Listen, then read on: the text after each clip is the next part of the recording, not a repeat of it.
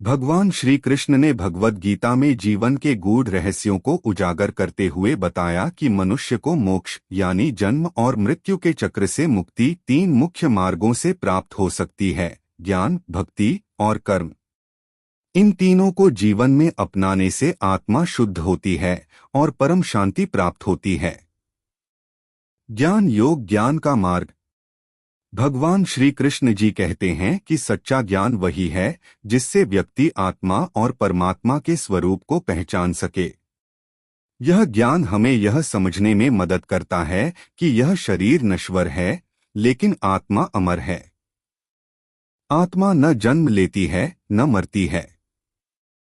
जब मनुष्य इस आत्मिक सत्य को समझ लेता है, तब उसका मोह, दुख और भय समाप्त हो जाता है। भक्ति योग, भक्ति का मार्ग। भगवान श्री कृष्ण जी का स्पष्ट कथन है, जो प्रेम और श्रद्धा से मेरी शरण में आता है, मैं उसे अवश्य ही मुक्त करता हूँ। भक्ति में मन, वचन और कर्म से ईश्वर को समर्पित करना होता है। जब मनुष्य ईश्वर के नाम, गुण, लीलाओं में लीन हो जाता है, तब वह अपने सारे अहंकार और वासनाओं से मुक्त हो जाता है। भक्ति से मन शांत होता है और हृदय में दिव्य भाव उत्पन्न होता है। कर्म योग, कर्म का मार्ग। भगवान श्री कृष्ण जी का संदेश है, कर्म करो पर फल की चिंता मत करो। श्री कृष्ण जी ने अर्जुन को युद्ध में भाग लेने के लिए प्रेरित किया, लेकिन बिना फल की आशा के। जब हम अपने कर्तव्यों को निष्काम भाव से करते हैं, बिना स्वार्थ के, तब कर्म हमें नहीं बांधता बल्कि मोक्ष की ओर ले जाता है।